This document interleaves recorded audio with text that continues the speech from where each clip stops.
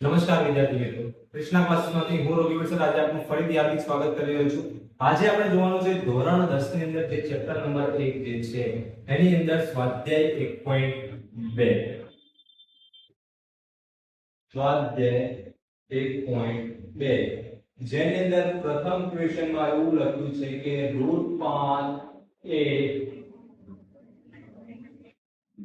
અસમય સંખ્યા છે તેવું સાબિત કરવાનું છે. આપણે વિદ્યાર્થી મિત્રો તમને ખબર જ છે કે √5 અસમય સંખ્યા છે સર, તેમાં સાબિત કરવાનું છે શું? પરંતુ અહીંયા આપણે વિદ્યાર્થી મિત્રો આ ક્વેશ્ચન જે છે કે √5 એ અસમય સંખ્યા છે, થિયરિટિકલ એટલે કે ગાણિતિક અને સૈદ્ધાંતિક રીતે આજે આપણે સાબિત કરીશું કે તે અસમય સંખ્યા કઈ રીતે થાય છે. ત્યારબાદ આ દાખલો એટલો અગત્યનો છે કે સ્ટાન્ડર્ડ મેથ્સ જે લોકો લીધેલું છે એ લોકોને કમ્પલસરી આ દાખલો બોર્ડના પેપરની અંદર લખવાનો જ છે. હું આંખ બંધ કરીને તમારે આ દાખલો તૈયાર કરવાનો છે. √5 આવી શકે અથવા તો √2 આવી શકે, કન્ફર્મ જ છે કે સ્ટાન્ડર્ડ પેપરની અંદર તમારે આ બેમાંથી એક ક્વેશ્ચન લખવાનો જ છે. તો વિદ્યાર્થી મિત્રો એ રીતે તૈયાર કરવાનું છે જે રીતે √5 નું છે એનું એ જ સેમ ટુ સેમ √2 માટે. કોઈ એટલે કોઈ પ્રકારનો ફરક નથી. કઈ જગ્યાએ શું ધારવાનું છે, શું લેવાનું છે, કોઈ જગ્યાએ કશો ફરક આવવાનો નથી. તો હવે આપણે વિદ્યાર્થી મિત્રો આ દાખલાની શરૂઆત કરીએ. તો √5 એ અસમય સંખ્યા છે, એનું સોલ્યુશન લખીશું આપણે. તો આપણે એવું લખવાનું હંમેશા અંધેરી ચાલવાનું કે ધારો કે √5 સમય સંખ્યા છે, એટલે કે સમય સંખ્યા છે.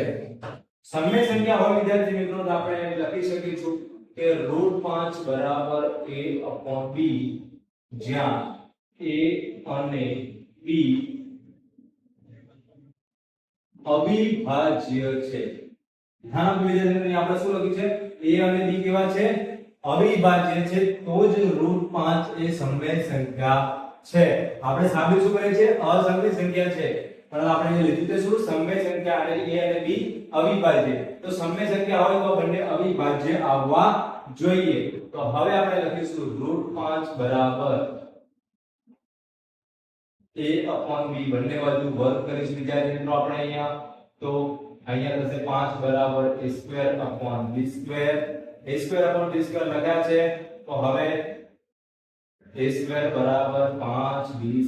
વિદ્યાર્થી મિત્રો સરસ મજાની રીતે આપણે લખી દીધું છે. b ને અહીંયા આપણે ગુણાકાર કર્યો એટલે સીધું a² બરાબર 5b² મળી ગયું. હવે 5b² મળ્યો માટે 5 એ a² નો અવયવ છે. પરંતુ વિદ્યાર્થી આપણે પ્રમેય 1.3 ની અંદર શું જોયું હતું કે પ્રમેય 1.3 મુજબ જો 5 એ a² નો અવયવ છે તો 5 એ a નો પણ અવયવ છે. વિદ્યાર્થી મિત્રો આપણે યાદ છે પ્રમેય 1.3 આપણે શીખવાડી તે પ્રમાણે કે શું કીધું? પ્રમેય 1.3 ની અંદર આપણે કીધેલું છે કે પ્રમેય 1.3 મુજબ જો કોઈ સંખ્યાના વર્ગનો કોઈ સંખ્યા અવયવ મળે તો એ સંખ્યા એટલે જે અવયવ છે એ સંખ્યાના વર્ગમૂળનો પણ અવયવ હોય. ઠીક છે વિદ્યાર્થી મિત્રો? તો અહીંયા a નો પણ અવયવ છે. હવે આપણે ગાણિતિક સ્વરૂપમાં લખીશું. ગાણિતિક સ્વરૂપમાં લખીશું એટલે આપણને શું થશે? 5 a² નો અવયવ આવ્યો એટલે કે a² બરાબર 5c². c એટલે કોઈ પણ અચળ સંખ્યા હોઈ શકે છે. તો 5a² બરાબર 5c². a² ની કિંમત કેટલી છે વિદ્યાર્થી મિત્રો આપણી પાસે? 5b² બરાબર 25c² થશે. અહીંયા 25c² થયા માટે b² બરાબર શું મળે વિદ્યાર્થી મિત્રો? 5c². ફરીથી માટે 5 એ b² નો અવયવ છે. તો ફરી વિદ્યાર્થી મિત્રો આપણે પ્રમેય 1.3 પરથી લખીશું. 1.3 પરથી 5 એ b નો પણ અવયવ થાય. જો વિદ્યાર્થી કે 5 એ b નો પણ અવયવ થાય છે, અહીંયા a નો પણ અવયવ થાય છે, પરંતુ આપણે અહીંયા લીધું કે a અને b અવિભાજ્ય સંખ્યા છે। જો અવિભાજ્ય સંખ્યા છે નહીં આપણને વિભાજ્ય એટલે કે એના અવયવ મળે છે, માટે કેવી સંખ્યા છે? વિભાજ્ય। માટે આપણી ધારણા ખોટી સાબિત થઈ થાય છે। માટે √5 એ અસમય સંખ્યા છે। એટલે મિત્રો ખ્યાલ આવી ગયો? ફરીથી આપણે સમજી લઈએ કે √5 એ અસમય સંખ્યા છે તેવું સાબિત કરવાનું છે। તો એના માટે આપણે શરૂ કરીશું કે સોલ્યુશનમાં શું લખ્યું છે કે ધારો કે √5 સમય સંખ્યા છે। જો √5 સમય સંખ્યા હોય તો √5 બરાબર a/b લખી શકીએ આપણે કે જ્યાં a અને b અવિભાજ્ય સંખ્યા છે। કેવી સંખ્યા છે? અવિભાજ્ય। વિદ્યાર્થી મિત્રો સમજી વિચારીને લખ્યું કે અવિભાજ્ય સંખ્યા આપણે અહીંયા લખી છે। તો √5 નો વર્ગ બરાબર a/b નો વર્ગ કરીશું તો 5 બરાબર આપણને શું મળે છે? a²/b² મળે છે। b² ની સામે ગુણાકારમાં લઈ ગયા તો a² બરાબર શું મળ્યું છે આપણે? 5b નો વર્ગ એટલે 5b² મળે છે। હવે 5 એ a² નો અવયવ છે। પ્રમેય 1.3 મુજબ 5 એ a નો પણ અવયવ છે। યાદ છે ને? પ્રમેય 1.3 આપણે આગળના વિડિયોની અંદર શીખવાડેલો છે વિદ્યાર્થી મિત્રો। અને જો તમે ના જોયેલો હોય વિડિયો તો આ વિડિયોના ડિસ્ક્રિપ્શન બોક્સની અંદર તમને એની લિંક મળી રહેશે। એના પછી આપણે a² બરાબર 5c² લઈ લઈએ એટલે કે c જે છે એ કોઈ અચળ અવયવ છે। તો 5b એની કિંમત આપણે અહીં લખી દીધી વિદ્યાર્થી મિત્રો a² બરાબર 5b² તો a² ની કિંમત અહીં મૂકી 5b² બરાબર વર્ગ કરીશું તો 25c² થયા છે।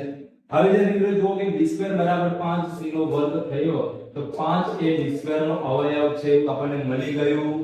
ત્યારબાદ ફરીથી પ્રમેય 1.3 પરથી લખીશું આપણે કે 5 એ b નો પણ અવયવ છે। માટે આપણી ધારણા કેવી સાબિત થઈ? ખોટી સાબિત થઈ વિદ્યાર્થી મિત્રો। અહીં આપણી ધારણા ખોટી સાબિત થઈ। માટે આપણે શું કહી શકીએ છીએ કે √5 એ અસમય સંખ્યા છે। આ જ રીતે જો વિદ્યાર્થી મિત્રો એક ઉદાહરણની અંદર આપેલું છે √2 આપેલું છે। √2 ની અંદર અહીંયા √2 લખવાના, અહીંયા પણ અહીંયા 5 ની જગ્યાએ 2 થશે।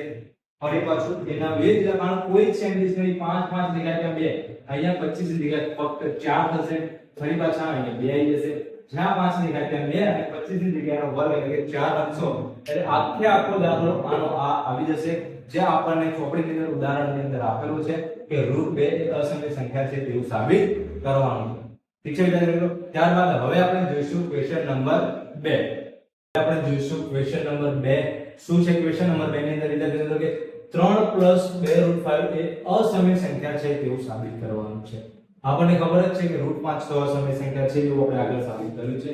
તો તે મુજબ આપણે લખીશું કે ધારો કે 3 + 2√5 સમય સંખ્યા છે। માટે 3 + 2√5 બરાબર a/b જ્યાં a અને b અવિભાજ્ય સંખ્યા અથવા તો અવિભાજ્ય છે। માટે 2√5 બરાબર a/b - 3 લખાશે। માટે 2√5 બરાબર a - 3b/b લસા લઈ લીધો અહીંયા વિદ્યાર્થી મિત્રો। √5 બરાબર a - 3b/2b અહીં a - 3b/2b જે છે એ a અને b પૂર્ણાંક હોવાના લીધે એટલે કે પૂર્ણાંક હોવાથી સમય સંખ્યા છે। પરંતુ √5 એ અસમય સંખ્યા છે। માટે a - 3b/2b પણ અસમય સંખ્યા થાય। માટે જે આપણી સંખ્યા છે એટલે કે આપણી ધારણા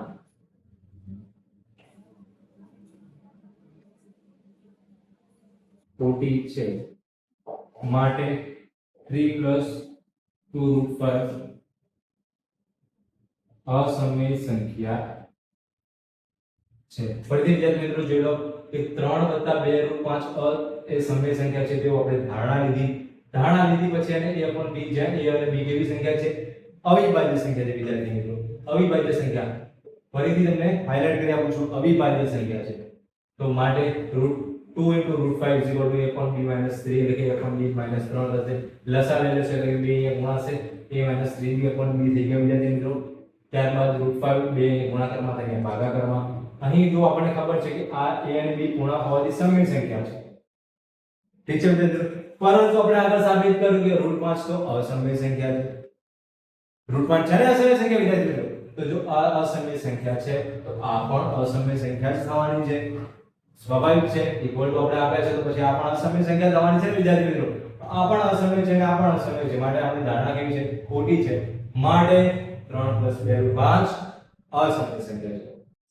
આ જ રીતે વિદ્યાર્થી મિત્રો સ્વાધ્યાય 1.2 ની અંદર ક્વેશ્ચન નંબર 3 માં પણ 3 નાના દાખલા આપેલા છે. તેમાં પણ આ જ મેથડનો યુઝ કરીને તમે અસમય સંખ્યા છે તેમ સાબિત કરી શકો છો.